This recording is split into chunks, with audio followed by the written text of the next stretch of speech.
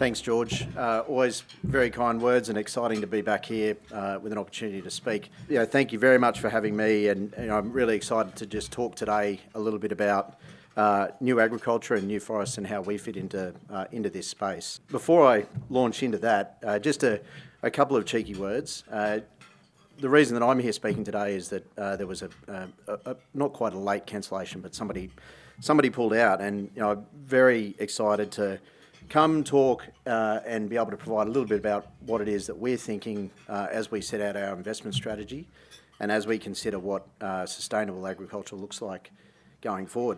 So for those of you that don't know, it might be a strange experience to have somebody coming up and ostensibly talking from a forestry background about the role in agriculture. New Forest was founded back in 2005 and manages sort of an institutional forestry portfolio with assets in Australia, Southeast Asia, New Zealand and Africa and the US. We've got a little over 10.7 billion under management. We're managing about 1.2 million hectares globally. We've got around 110 employees spread across those main locations, with Singapore included. Our vision is to see investment in land use and forestry as central to the transition to a sustainable future. And I think that's a really important part about what it is that we're looking to do and why New Forest has expanded out into agriculture. Since 2010, we've been reverting hardwood forestry country over in Western Australia and in some of the other locations back into productive agricultural land. Something that was very exciting for the agricultural people in the forestry business. As we move into our 10th cropping year next year, 9th cropping year this year, so 2014 was the start of that reversion program. We've seen huge returns as a result of the optionality that was included around that landscape management. So our investors, long-term investors, had ostensibly been harvesting that timber and then looking to sell off the farms as that progressed. Over time, they realised the value in being able to hold on to that land for its optionality value and pick up the capital appreciation that came with that conversion. In the early days, we were happy to pass off and let other producers do the conversion. Over time, we realised that was something that we could do, and through a series of either third-party property managers or direct share farmers, convert that land and go about managing it productively. So those investors saw what that opportunity brought way back then, and that's what essentially led to the acquisition of Lawson Grains last year. So it was a long-standing conversation that we'd had about the value of land and managing the landscape, all the way from the forest through to the soil, and that's really been at the heart of the Lawson Grains acquisition and the value that we've been able to create as a result. In terms of what is it that we bring around new agriculture, is really we've got to a point now where there's sufficient scale in the agricultural business to be a little bit more overt about what it is that we're doing. I think one of the unique things about new agriculture is the approach that we're taking to management. Obviously, with Lawson Grains, we've got an inbuilt management team that have been doing an exceptional job of managing that landscape with a diversified portfolio of assets spread across the west and the east coast. Lawson Grains is very different to a traditional family farming operation, and I think that's one of the challenges that we see as a corporate farmer is instilling what it is that we're doing on new people coming into the business, but also on the way that we go about it, or the way that we're perceived within the communities that we're a part of. And it's really important, and I don't want to speak too much for the Lawson Grains team, because this is something that they've been doing for a long time, but essentially they've been trying to bring best management practice and to occupy that spot as a top 20% producer across Australia and the communities that they're a part of. They do that through many of the things that all of you will be aware of, the introduction of controlled traffic farming, looking at the scale of the operation that they're doing, making sure that they're efficiently using their machinery, making sure that they're examining what they can do in terms of making reductions around their greenhouse gas emissions as it relates to the machinery that they've got on farm, whether that be solar conversions, whether that be, and we're still a ways away from it, but looking at electrification of vehicles, and those sorts of things. But I think one of the things that I see really stood out to me as a newcomer to Lawson Grains was the importance that they place on safety within the organisation. And I know I'm here to talk to you today about natural capital, but one of the really important parts of all of our businesses is the human capital that underpins that. And I think that was one of the most stark differences that I saw coming onto the Lawson Grains board earlier this year, was around the role that safety plays in the way that they go about their business. And safety for them is not just pulling policies and procedures off a shelf. It's a culture that they've built into the business. It's about them being able to make sure that their employees and their management team get home safely at the end of every day, because that's why we all do it. We're all a part of this industry because we are passionate about agriculture, and we're passionate about leaving a better legacy for our families and our children behind us. So I've touched briefly on what it is that we've been doing and the reversion of the farming country that we started over in Western Australia, and I guess so. Just stepping back and thinking from a natural capital perspective, what are some of the issues or concerns that we're looking at? Obviously, deforestation, agriculture production, and processes that degrade the land and nature are currently contributing about a quarter of the global greenhouse gas emissions. All the modelling that limits these emissions to under 2% requires both eliminating deforestation as well as providing reforestation of hundreds of millions of hectares globally by 2050. So we see a role for agriculture, and particularly I think the way that we like to consider it really is around landscape management. We're managing from the forest, which is something we've got considerable experience on, and things like over in the US, we have a fund that looks at and was sold some of the first forestry carbon credits into the California market, all the way through to the soil, and we do that through optimising the landscape. Lawson Grains, as a business, for example, were almost entirely focused on a row cropping operation. One of the things that we through our investors are bringing to the table is an opportunity to re-examine that portfolio and consider what is the best use for that land or that landscape, and is that through enabling some of the less productive country to be reverted back to the inclusion of livestock? Is that for some of that country to be reforested and planted? Are we able to fence off riparian zones and bring some different management practices to that landscape to manage it more effectively and make sure that we're generating a better longer-term return for the investor? Of course, as many of you would know, a large portion of that comes through capital appreciation, and if you want to maintain capital appreciation across the landscape that you're managing, it's really important to make sure that you're doing it sustainably. So from my perspective, I think the best way to think about that is to be looking at it and saying, well, how do we make sure, if I was running this farm and I was taking a family farming operation, that it was in the right state to be handed over to my children and their children following. So one of the common problems or questions around that is it's all well and good to talk about what you're doing on land and on the land, and we've seen that with sort of the way that people talk about managing those landscapes. One of the bigger questions or issues around that is what type of certification are you providing for that? And I think that's been one of the really big challenges for Australian agriculture, is that we're importing certification standards from offshore.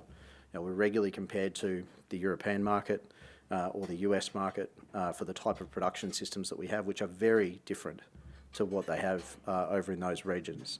So being able to import or reflect and refine a certification standard to meet the local requirements that understands the way that food and fibre is produced here locally is really important. And I think that's one of the things that we're working through at the moment. We don't currently, while we use certification on our forestry land, we don't currently use it on our agricultural land, but we're working hard to understand what the best form of that is going to be. And while it's early stages, we participated in the Leading Harvest or observed the Leading Harvest pilot last year, and it was pleasing to see the willingness for those certification bodies to accept and work with the way that standard was constructed, based on local feedback. That to me goes to a heart of one of the other big hairy questions that we have around agriculture. We've seen it in the mining industry. We've seen investors come and make a decision that they don't want to invest in particular sectors because it's too dirty or it's too hard. I think one of the things that I certainly encourage investors to think about is what role can we play in helping to drive the kind of change that we want. Are there areas where making a transition to a more sustainable future is a challenge, where there's not yet all of the clear known pathway to go forward? So what experience can we bring from our forestry background, where we've played a very significant role in that, to managing agricultural landscapes and advocating for the type of support that is required to do that, whether that be encouraging consumers and retailers to make sure that they are paying a premium that recognises the externalities that go into creating that food and fibre, making sure that the work that is being done is reflected. Because I think if we were to look back to the 80s and the late 80s and early 90s, yes, there were high interest rates. There was a pretty significant contribution as a result. But the reason that many people survived is that they were trading on that externality, or that factor that wasn't being able to be seen. They were degrading the land or contributing through mining effectively some of the natural capital that exists. So what would we like to see is we'd like to see a better recognition for the natural capital cost that goes into the production of food and fibre across the country.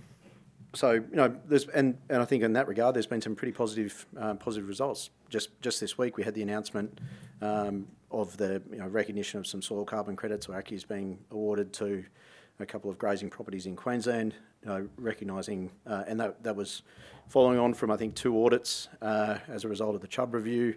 So it's really pleasing to see those types of actions being taken and that kind of change being generated, because it does. I think it leads us to a point where we can be trying to take that forward step and think about how else can we generate meaningful change in the environment that we live and work.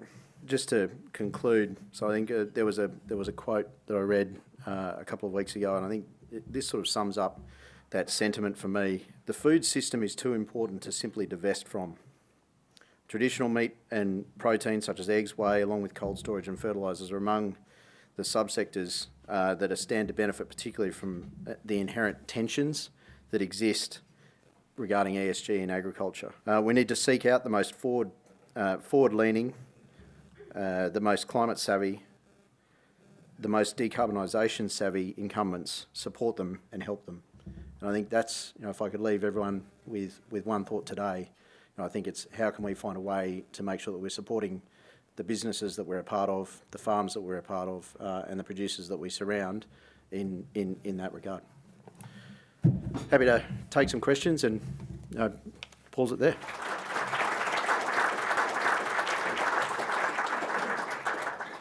Bruce has kindly offered to take questions. If you have a question, if you wouldn't mind telling us who you are, where you're from, and try and keep them to questions rather than statements, that would be great. Thank you. I'm happy to take a few statements as well. That's okay. Have we got any questions from the floor?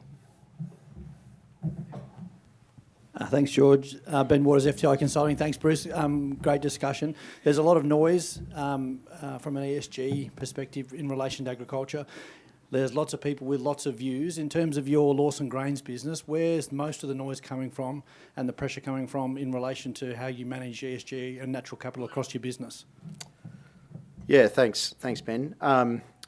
If I can think about where most of the noise is coming from, firstly, I think that's around trying to really just got to try and distill out what the different elements are that are being considered. So everything from are we looking at electrification of vehicles or hydrogen vehicles? What's our fuel use? What's our fertiliser use? I think is of particular interest in the cropping sector, and trying to manage the greenhouse gas emissions as a result. So we're looking to conduct audits, make sure that we create a baseline. I think the most important thing that we're doing we're doing today is getting those baselines in place because, as many of you would experience, a lot of the actions that are being taken on farms today are already at sufficiently high practice levels. It's about making sure that you've set that up or certified it or made sure that you're able to demonstrate what you're doing on an ongoing basis and the improvements that you're making from start to finish. G'day, Jackson Hewitt from Auctions Plus. Great speech. The deal that was done last week this week with Quebec Pension Fund and Clean Energy Finance Corporation was about sort of sustainability and some smart farming stuff, a smart platform for sustainability. How important do you think it's going to be for international investors, for companies like you to demonstrate that you're doing natural capital improvements? Is that what's going to be driving the market in terms of sales going forward, in your mind? It's a good question. It's why I think that certification piece becomes really interesting. We've got Dan Huffey who might feel free to chime in a little bit more about it. But and we were just chatting on the table before. That kind of investment comes about in a rapid rush right at the end. Now, what's not seen is the years of conversation that go into that commitment coming forward. And that commitment comes about as a result of being able to demonstrate the kind of improvements that you're talking about. So I'm not going to put words into Dan's mouth, but the way that I approach that is, certification is a really important part of that because it's being able to bring assurance from an independent third party that you're doing what you say you're doing. And without that, those kinds of commitments, I think, are much harder to achieve. That's why I think agreeing on a common set of standards that encapsulate the production system and recognising that some production systems in the Northern Hemisphere are very different to what it is. We're much more integrated. We've got very different landscapes from right the way up over in WA to the sandy soils that we're farming over there to Northern Territory grazing country, and back over the east coast we've got some pretty significant mixed farming operations. So being able to come up with a coherent set of standards that the marketplace can rely on and builds trust with the retailers, because let's not forget that one of the big drivers here is going to be those retailers looking to manage their Scope 3 emissions and looking to be able to reach back and say with confidence talk about the change that's occurring. Thanks, Bruce. Given you've invited him, Dan can either give a statement or a question. It's up to you, Dan.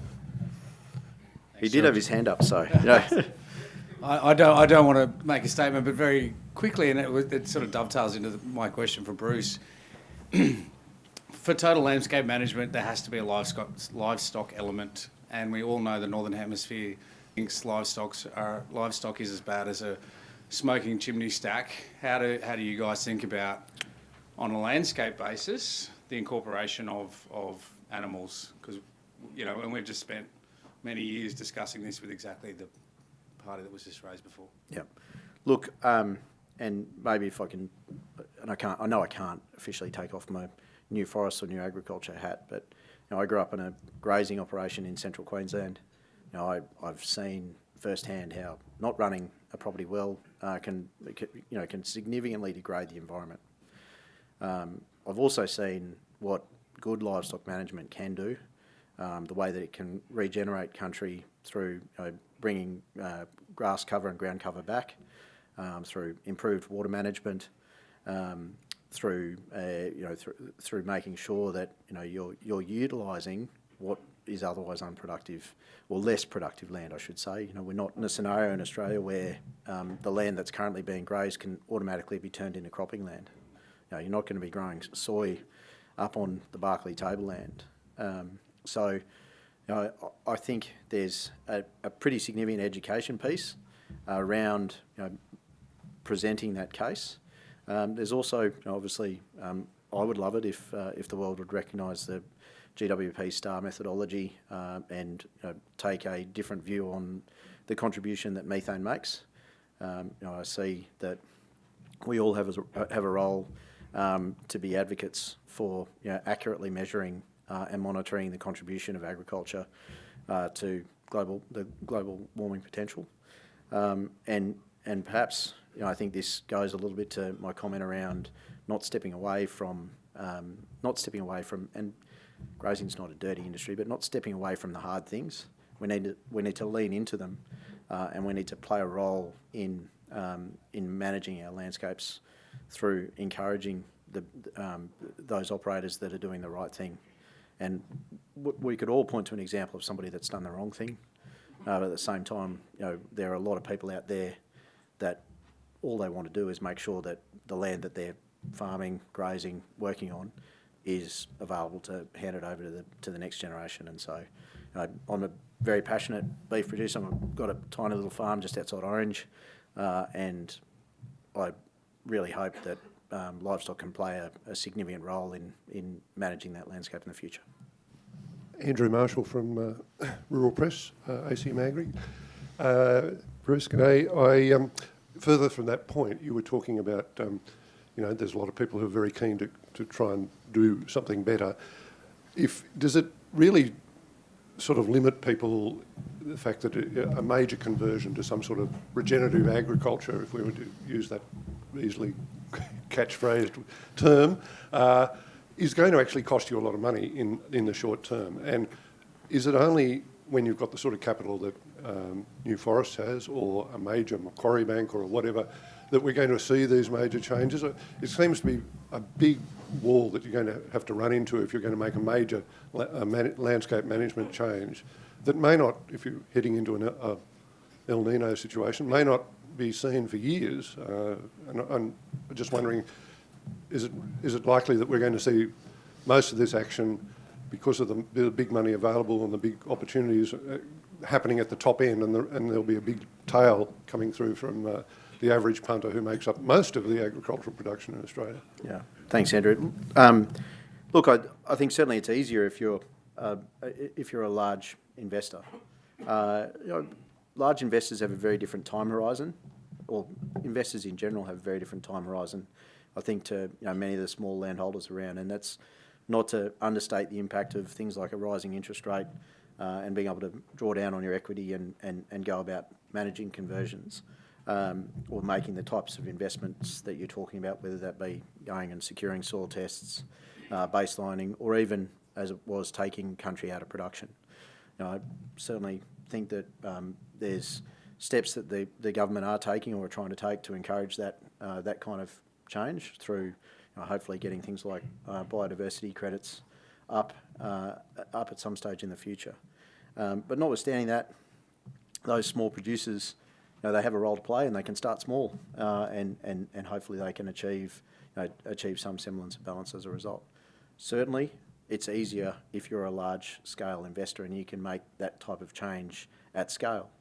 But those investors are also taking a pretty significant risk if they're either dropping their production down in the early years, or there's not the type of certainty that you want around the offtake market. And that's why I think it's really incumbent on the retailers and the consumers to motivate the change that they're talking about through making sure that they're passing on the price signals that encourage it, and making sure that they recognise the externality cost that's associated with this kind of change.